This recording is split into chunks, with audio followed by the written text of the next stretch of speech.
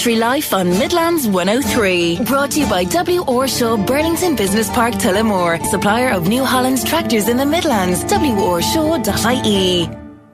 Now, good evening and welcome to Country Life here on Midlands 103. It's MJ Clery with you for the next hour, bringing the latest from the Midlands and further afield from the worlds of food, farming and agri-business. Thank you all for joining me, as always, after 7 days. 19th of November 2025 it is this evening, and very cold over the last few days. Real change in the weather, I must say, earlier this week, and it's set to continue for the next number of days. Very, very cold leading into the weekend. And now, this evening on the programme, in a moment, I will be speaking to Declan Hanrahan from Borrisnostry in County Laois, livestock chair from the IFA, how he wants any cuts in the beef welfare scheme to be revoked, and also a word on the cattle trade.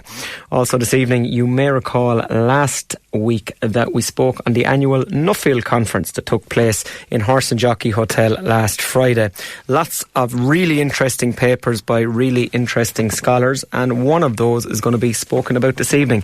Nick Cotter, he is a sheep farmer from Munster, and he researched and wrote a paper on 7 new rules for worm control in sheep. So it's a hugely interesting piece that has a lot of crossovers with beef and dairy farming also. Going to hear from Nick a little bit later about his research and what he proposes could help to solve this problem of anthelmintic resistance. Also, 1st of December, which is a little less than 2 weeks away, we are going to be entering into the world of prescriptions for purchasing dosing. So we'll go through that next week on the parameters of it and how it works and how you get dosing now from non-vets, what way it works with prescriptions and whatnot. Going to go through all that next week in advance of the change, as I said, on the 1st of December. But that is something that has been mooted for a long, long time, covering it on the programme for years at this stage, but it's finally coming into play now on the 1st of December. Later in the hour, Rachel Briody from County Longford will chat to me about the recent KEPAC Young Farmer Sheep Forum and how the processor is now going to be paying a bonus to sheep farmers under the age of 35 years of age. I'm going to talk about that a little later here on the programme. Now, as always, text me, WhatsApp me, 083 3010 103. Happy to put anything to our guests this evening here over the course of the hour. And we are starting this evening on the topic of beef. We have Declan Hanrahan from the IFA. Declan, many thanks for taking my call this evening. Thanks very much, MJ. Thank you. Declan, we have a couple of different aspects we need to look at. We're going to look at the trade in a moment, but before that, beef welfare scheme. So we were promised €75 per suckler cow, but we got bad news in the last week or 2 weeks in relation to this. Are we going to be getting a cut, or where are we standing at the moment, Declan? Well, the budget was 28 million, and the uptake was very, very good. 24,676 herds applied, and the uptake for the meal feeding, the vaccinations, and the fecal or the silage testing within the scheme was well up, which is very good because the scheme was then working for farmers. But as I said here, the budget was 28 million, but the total spend is 41,710,000. So we're short of 3.7 million. And we met with the minister there on the 3rd of November. We met his officials a week before that, and they said that they would apply a linear cut because of the oversubscription. And we met him then on the 3rd of November, and we made it quite clear that we were not in favour of the linear cut, and that the money should be found within the agricultural budget. We believe that the money is there, even in capital expenditure, to be used for the commitment to keeping Just reception there, Declan, is kind of popping in and out for us a second. We're kind of losing you there. I might just ask you to maybe move around a small bit there. Okay. Yeah, we have you spot on there now, Declan, yeah. Yeah, apologies about that. I just said that we met with the minister there, where we're down about 3.7 million in funding from the 28 million in the scheme, and we met with the minister there on the 3rd of November, and made it very clear to them that we didn't want to see any linear cut, because the farmers had signed in for €75 per animal, and they are entitled to get their full €75. There was an overspend in previous years, and they were able to come up with the additional money. As I said, it's only 3.7 million, and we believe that the monies can be got from the capital budget within agriculture. So that's where we are with it, because the farmers an income forgone, cost incurred model is the way that scheme is. In other words, you have to spend money to get money. So we made it quite clear to the minister and his officials that he would have to come up with the money. So that's our position on it, and we're trying strong for that for that outcome. If the cut does occur, Declan, what are we talking? This €75 is going to fall back to? It's fallen back to 67. The way it's working is the mandatory is €35 for the meal feeding, €15 for the vaccination, €25 for the silage or fecal egg testing. What they're talking about there is taking €3 off the vaccination down to 12, and €5 off the silage or fecal egg testing down to 20. And so that brings it to €67, and that will be a maximum then of 45. Was the number that was accepted within the scheme. So that's what you're talking about. You're talking about €8 per animal overall. So we believe that the money is within the budget. It's up to the minister and his officials to make that funded available. We've been very clear on that from the beginning. Yeah, you're talking over €300 there on your max animals, so it's go a long way towards buying a ton of concentrate or whatever the case may be in relation to it. Certainly worth fighting for. For that scheme, Declan, the beef welfare scheme, for farmers who have gone in for that, some people wonder, do you need to do anything? Do you need to show evidence of meal feeding, I should say? Do you need to send off those fecal samples and show results somewhere, or do you get the payment automatically and then you might be audited thereafter? Yeah, you get the payment automatically, but there again you would want to have all your paperwork in order. In other words, documents for meal feeding, vaccination, and the same with your silage or fecal egg sampling, that you have all that completed if you went for the full round of measures within it, both the mandatory and the voluntary within it. So you do have to, just in case you would be audited or have an inspection on it, you would want to have your paperwork in order, yeah. Yeah, absolutely. Declan, just move on to the cattle trade when we have you. We'll start with the factory trade. A little bit of softening in the mart trade. We'll talk about that in a moment, but has that correlated across to the factory trade? Yes, it has. We would have seen in the last 2 weeks there where the factories have put more pressure on prices, not giving out flat prices as much as they previously were. I suppose the bad weather and everything and the way the rain came played into their hands. Last week's kill was 32,157. The previous week, 31,382. There was only 1 week, about 6 weeks ago, where we passed 30,000. So there's 2 weeks. It's this year now that we've just passed 31 and 32,000. Cow numbers there in the last 2 weeks were up 1,000 head every week, and the heifers last week were up 1,000 head also. So look, the weather, the numbers as well has played into their hands. They have just put more pressure on the price in that regard. But I would say again that the British retail, the British price there in the last couple of weeks has risen by the equivalent of 5 cents. So we're on par with that.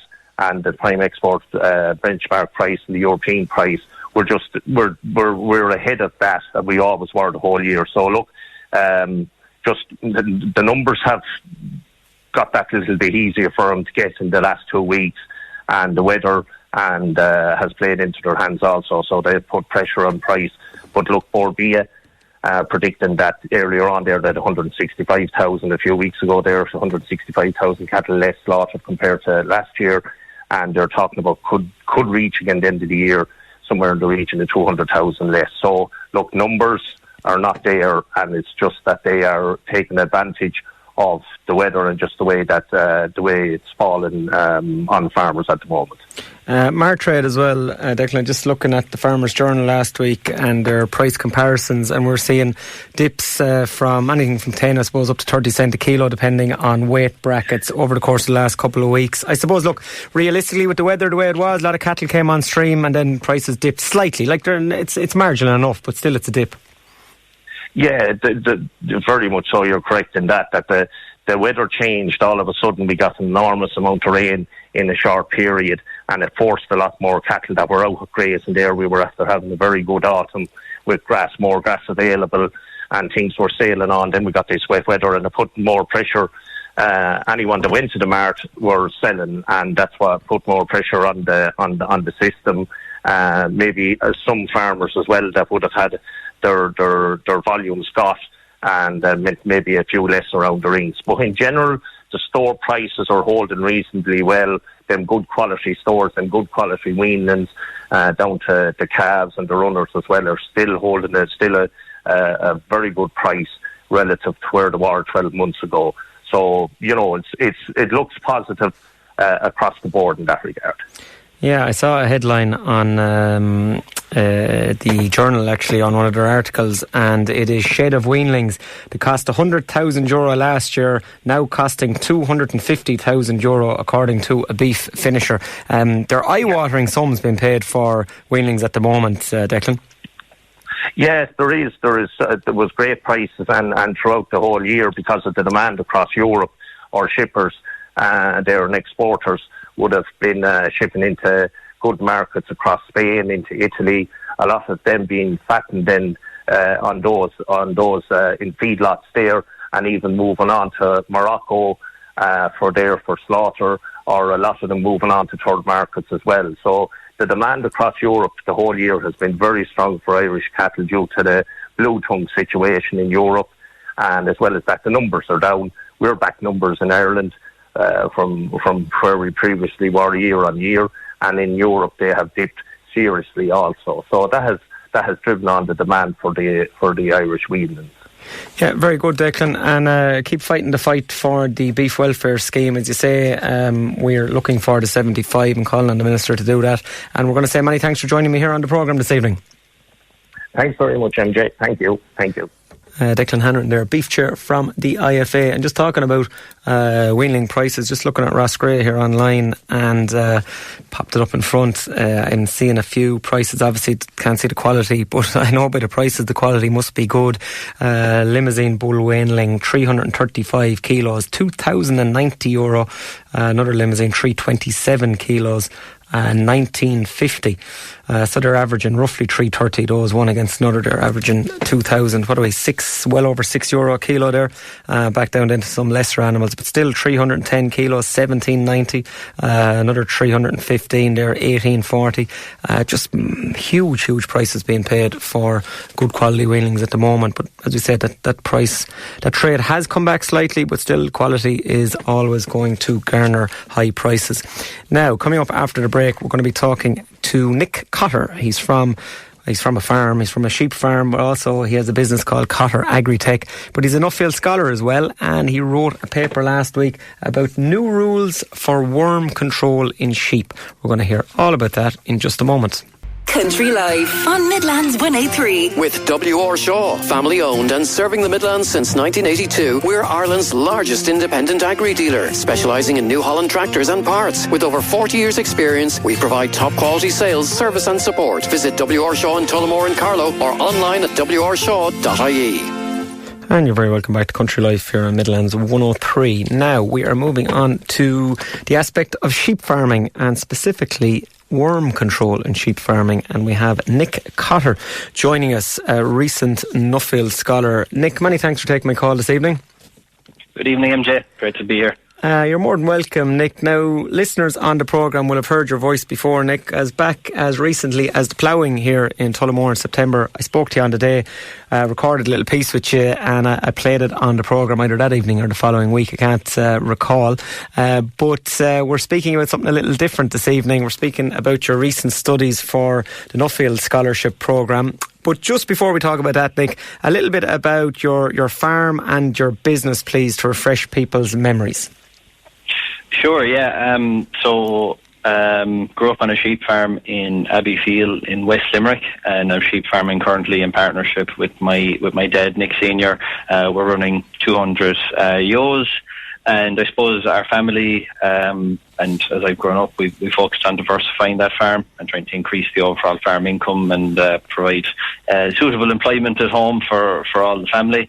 So we've got involved in selling firewood.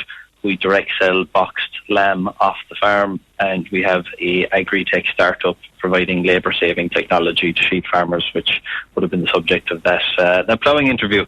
Yeah, and the ag-tech startup, the labour-saving device, just explain that to us again for people who don't recall. Sure, yeah. So we've a piece of hardware called the Cotter Crate Sheep and Lamb Handler.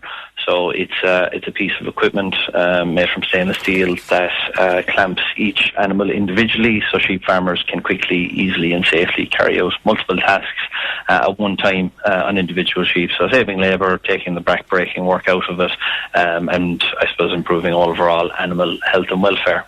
So we invented that on the farm, commercialised that, and that's selling really well right across Ireland, the UK and Europe now for the last 3 years, with 12 people employed with us down in Limerick. And the other one of the other really interesting aspects of that business then is about dosing. And then again, this is what you're going to be talking about now, about your recent studies. But you have a dosing gun which kind of, it's a no mistake dosing gun, if you will. It kind of tells you exactly what to do. Explain that. Yeah, I might borrow that line for our next marketing campaign, MJ. So I suppose the biggest issue in sheep farming and the biggest threat to the viability of grass-based sheep farming going forward is drug resistance. So sheep farmers for the last 70 years have been using trenches, anthelmintics, wormers, whatever you want to call them, to control worms that are on our pastures. They go into the sheep's gut and they don't metabolise their food properly, and it makes them feel really sick and lose their appetite, and that obviously affects farm profitability in terms of growing animals. So this is a problem that we are working on within our ag tech startup. So we have a piece of software which identifies which individual animals in the group need it, so that we don't overuse and misuse these drugs, and that's a big cause of resistance. But what we've also added since, which we showed off at the ploughing, was an automatic dosing gun. And what this does is it takes in the animal's weight in real time via Bluetooth, and it calibrates the volume of medicine that we use that's been given to the animal based on their individual weight.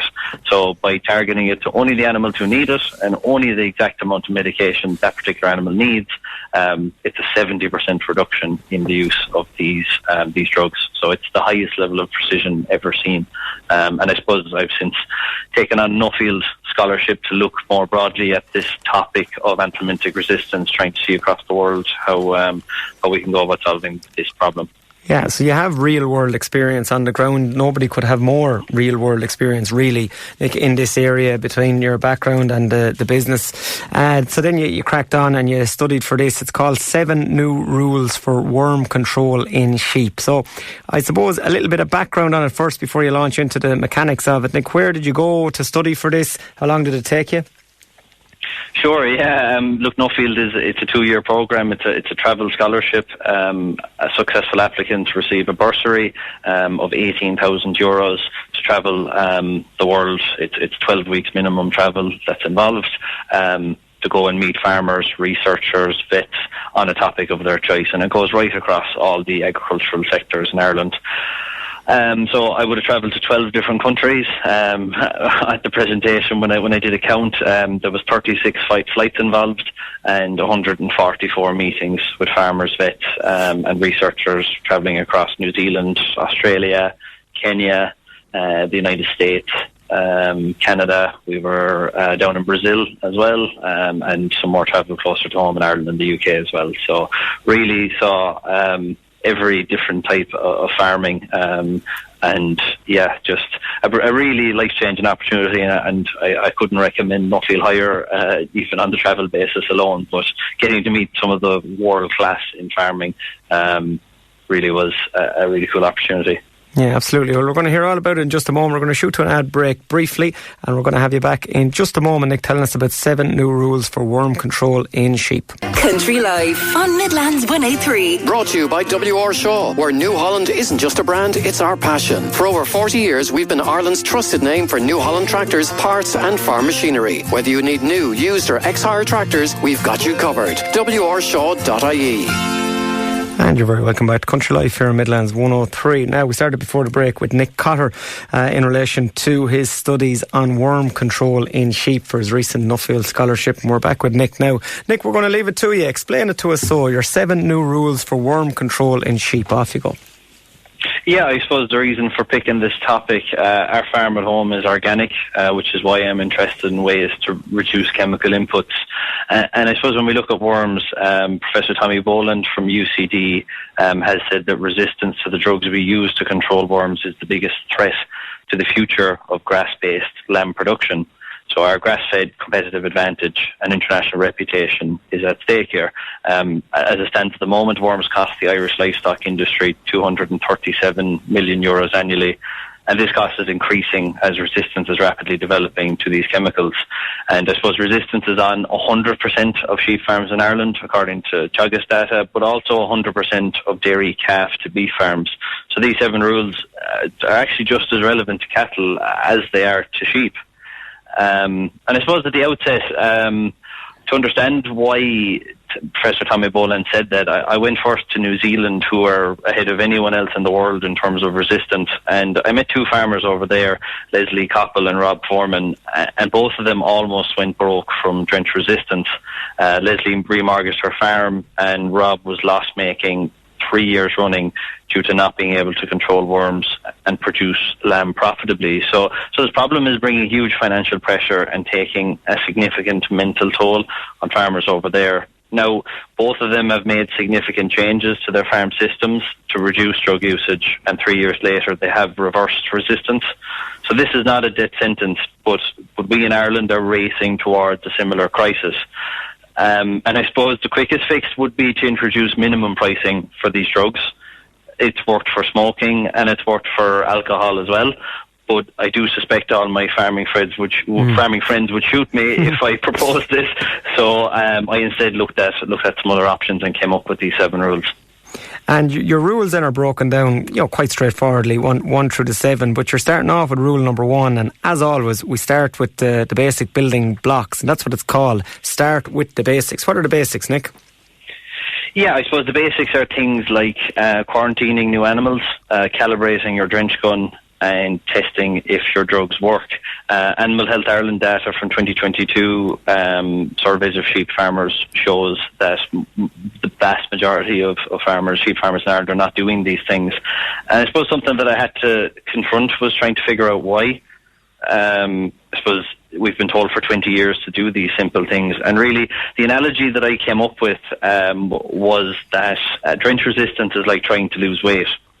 And I suppose both of them were a focus for me between getting this paper ready and at the same time I lost 20 kilos. I suppose imagine a bag of ration coming off your back. And I suppose in both cases doing the wrong thing is easier and takes much less effort than doing the right thing. And both of them are driven by the same 3 factors. It's your mindset, it's your habits, and it's your environment. So we have to acknowledge that we have a problem, and because farmers don't regularly test if their drugs work, they only act when it's really obvious. And when things get this bad, it takes huge effort to solve it. So more monitoring, doing that basic task of checking if the drugs work is really important. And then in terms of habits, I suppose we all know habits are hard to break. As farmers, or as people, we are told to exercise a bit more and eat a bit less. But that's useless without a plan for embedding those healthier habits into your specific life. And farmers are handed down similar slogans on good worm control, but many farmers can't see how those broad guidelines fit their specific farm. So they've been unable to break their bad habits. And then I suppose on our environment, drenches are marketed as a feel-good comfort blanket that animals are protected from worms. So it's a bit like fast food engineered, so we feel good when we eat it. So the system is encouraging doing the wrong thing. Now, to overcome these human factors, I suppose New Zealand had the best framework, and I really do believe any country that wants to be a world leader in farming needs a framework teaching farmers on good worm control practices. So New Zealand's levy body, Beef and Lamb New Zealand, has developed in-person workshops where they teach the big principles, and then farmers build their own farm-specific plan with the help of the facilitator and their peers. And I suppose in Ireland, look, we've got these good broad guidelines, but again, survey data shows that 92% of Irish sheep farmers are planning their drenching practices alone. So we're dropping the baton, and farmers need a forum where they can ask the on my farm questions and leave with a plan unique to their farm. So with industry partners, ourselves and some other people like Teagasc, Animal Health Ireland and UL, we've secured 650,000 from the Department of Agriculture for an EIP project to trial this workshop format. And yeah, I suppose this will be a great way of testing it. And we have a great saying in our business at home: go slow to go fast later. If you haven't got the basics right, you're going nowhere. And when and it's a great analogy, no question about it. When we're looking through the rest of your rules, Nick, number 2 is one. Look, we're seeing a big push on fecal egg counts, and we're getting paid as beef farmers now to take fecal egg samples for cattle as part of the recent beef welfare scheme, which we just spoke about there. Your studies on this is, I suppose, look, you're going to tell it to us better than anyone, but it's interesting what you're saying about fecal egg counts. Yeah, rule 2 of the paper is don't put all your eggs in the feck basket. I suppose over the last decade, the decision on when we treat animals for worms has swung from sole reliance on stockmanship to sole reliance on data and the fecal egg counts that you mentioned. And guidance from the likes of Teagasc would be is that if the fecal egg count in lambs goes above 500, then dose. If it's below 500, don't. So very simple guidance. And this is something we've embraced on our farm. Since 2016, we've done over 1,100 fecal egg counts, spending nearly €14,000. But from my experience, I became sceptical about using feck as a single factor to dosing or not. And I was excited because I thought I was after discovering something new. But when I went to the Southern Hemisphere, I found out New Zealand vet Trevor Cook found what I found. But he found it 25 years before me, MJ, before I was even born. But off the back of Trevor's work, the Kiwis abandoned this feck as the single factor approach. And he showed in his studies that the results are highly variable to the point that using 500 as a threshold would commonly lead to the wrong decision, either harmful withholding of drench or unnecessary dosing. And I suppose the reason why is because one researcher I met in Australia said that fecks are like Chinese whispers. You have room for error at every stage of the process, from the poo consistency to the farmer sampling to transport to the lab's process. And indeed, even in Australia's National Feck Quality Assurance Programme, plus or minus 150 is the pass standard. So you can see there, it's not deemed to be a perfect test. And when I went to England over to the Royal Veterinary College, I found a vet called MJ Clery who's teaching. Bringing more factors to the table. So he gives vet students case studies. Fecal egg count is A, weather is B, pasture quality is C, farmer said the stock looked like D. Make a call, does the farmer need to dose? And this emphasises that fecks should not be used on their own, and stockmanship is just as important as fecks. And to illustrate this point, JP showed me a study which compared mortality rate at lambing between farmers with and without a formal agricultural qualification. And it really surprised me. Maybe it won't surprise some others on listening tonight, but those with no formal agricultural qualification had lower mortality. And this was down to more experience and more practical skills. So look, there is a huge place for gut instinct, but the best outcome will be combining stockmanship with data. The more factors we use, the better the decisions we make. Yeah, I think that's so well said, Nick. I have to say, that we're not relying on something and going in blind, that you are using all of your farming training, your stockmanship training that you've had all your life, and sometimes you have to go with your gut. If we're looking down through... and it's like the weather, you don't just rely on Met-Air and you look at Meteo Blue, you look at Carlow Weather, and if they're all generally saying it's probably going to rain tomorrow, it probably will. No farmer just looks at one. 100%. Another one of your rules, and again, one that that is so apparent when you read it and you go, yeah, well, obviously, but it's just not the way it's normally done. So when it comes to dosing, the majority of lambs, a minority of ewes, almost never all. In fairness, most farmers will just go blanket a lot of them. When they're in, but you're saying no to this.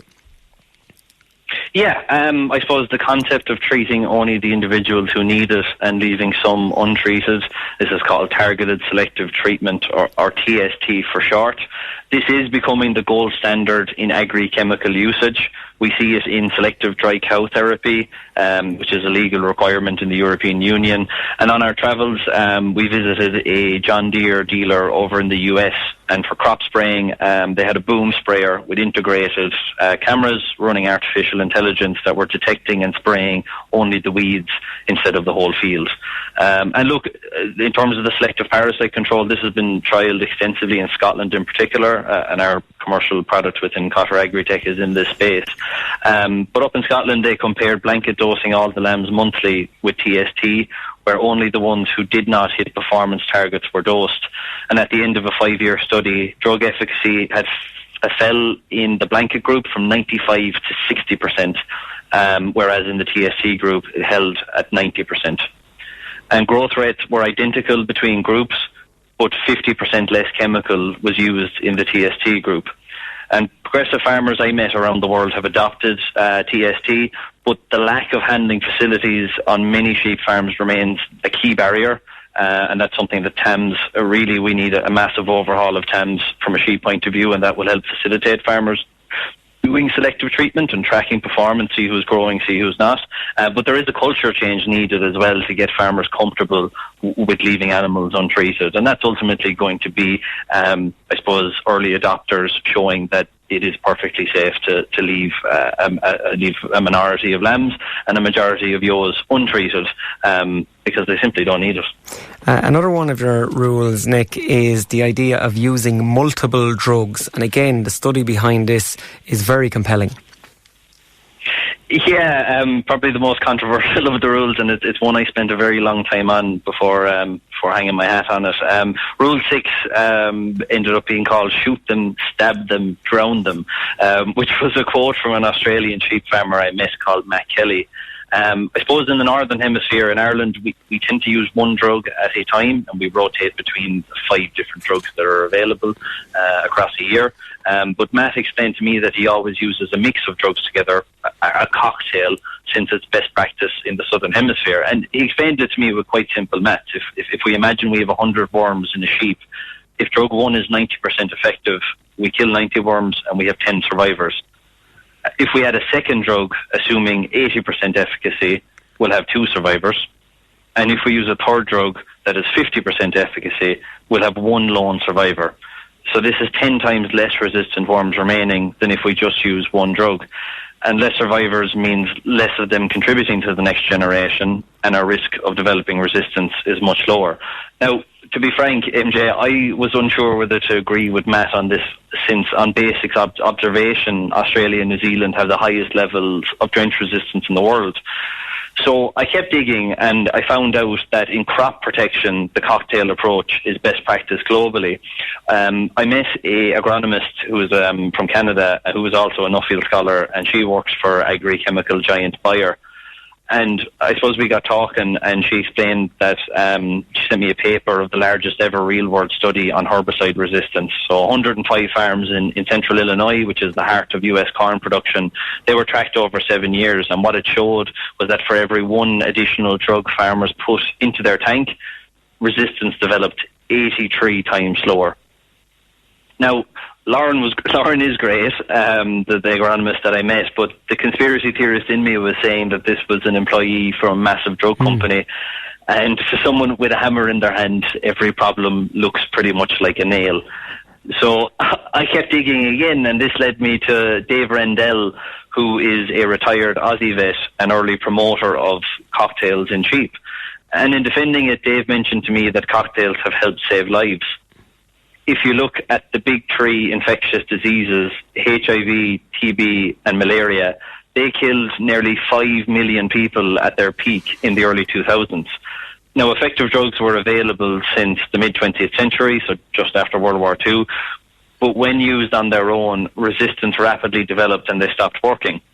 But a new strategy of mixing these drugs into a cocktail was adopted in the late 90s, and annual deaths have since been halved.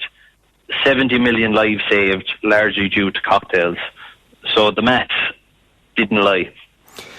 Nick, I'm just out of time on this, but we've got a great rundown across the board. Your presentation is going to be available on YouTube this week coming, so farmers can log on and have a look in relation to it. A huge amount of study. I have to say, well done. It's genuinely really, really, really interesting. I'm going to say many thanks for joining me here on the programme, and we look forward to seeing you on YouTube and indeed chatting to you again here on Country Life. Yeah, look, thanks again to Nuffield for making this possible, and I strongly recommend a new airplane, and thanks for having me on to share the research, MJ. More than welcome. Many thanks, Nick. I'm going to shoot straight to a break, and after the break I'm going to be talking to another young sheep farmer from County Longford, a lady Rachel Bryody, in relation to the Young Farmer Sheep Forum and what it came up with recently. Country Life on Midlands 103 with W.R. Shaw. Looking for the best in farm machinery? We've been supplying top quality New Holland tractors and parts and providing service since 1982. Our expert team is here to keep your farm running smoothly, with branches in Tullamore and Carlow. Visit wrshaw.ie today. And you're very welcome back to Country Life here on Midlands 103. Now, sticking on the area of sheep farming, we are looking at young sheep farmers, and we have a young sheep farmer on the line, a lady from County Longford, Rachel Bryody. Rachel, many thanks for taking my call this evening. Oh, no bother at all. Rachel, you were involved in the Young Farmer Sheep Forum.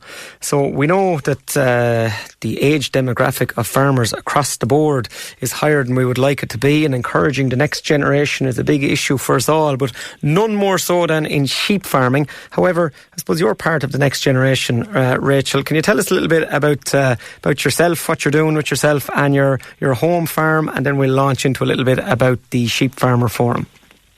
Yeah, so my name's Rachel Bryody. I'm from County Longford. I suppose, well, on our farm we've sheep and beef and a few sucklers as well, so trying to keep all things going.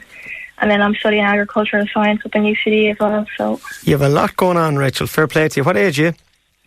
20. Good woman. So you are the next generation of young farmers, be it sheep or beef. You were involved in this Young Farmer Sheep Forum, and this was, look, I suppose, a think tank as to encouraging the next generation into sheep farming. What did you come up with, Rachel? Firstly, tell me a little bit about the format of it. Did you meet a few times? Did you go on some farm walks? And then what did you come up with?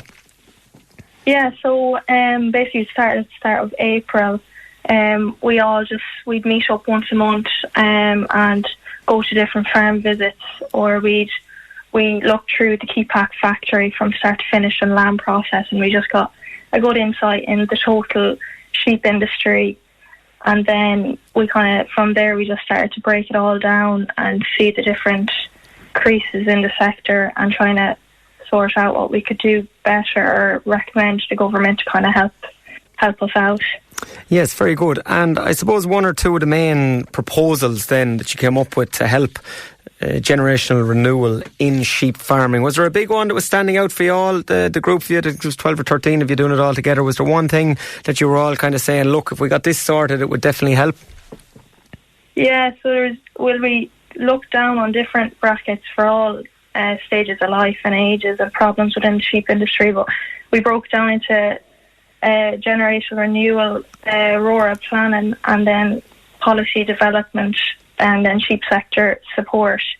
So the obviously generational renewal is a big talk now with different within young farmers, trying to get probably more farmers on the ground and kind of start them from there. Yeah, and I suppose the financial side of things as well, the likes of the farm retirement scheme to encourage land transfer. Yeah. You know, the simple things, the monetary aspect, young farmers are coming into it. So look, you're going to need help financially, and TAM supports as well. It was another one I believe you came up with for young farmers, higher grant rates, all of these things that would help you financially to get started. What has occurred then in conjunction with this is Keepack have launched a bonus payment scheme for young sheep farmers. So I suppose, look, Keepack, in fairness to processors, they get plenty of stick in the media in relation to prices and whatnot, but Keepack here are putting their money where their mouth is, and they're going to give you a bonus now if you're under, is it 35 years of age as a sheep farmer? Yeah, so basically Keepack, we were all on for probably higher prices within the sheep sector. It just fluctuate within different times of the year, and that was the main issue along with that. So Keepack said that they'd give us, whoever was in the group, up to 30 cents a kilo on quality assured lambs, and once you were under 35 had a herd and a flock number. So it was great. It's good to get it. Yeah, fantastic stuff. Now, hopefully the government take on board some of your recommendations, Rachel, because that's what we are looking for, to encourage the next generation. But no doubt, I'm speaking to a passionate young farmer who's going to be taking the bull by the horns, 20 years of age, and here you are, ag, sheep and beef farming. So we wish you all the best, Rachel, and we thank you for joining us on the programme this evening and giving us a rundown on that. Many thanks, Rachel. Yeah, no bother. Thanks very much. Rachel Briotti there. She was part of the Young Farmer Sheep Forum, which came up with many recommendations. And look, all these recommendations are always monetarily based. Money. Isn't that what young farmers need to get going?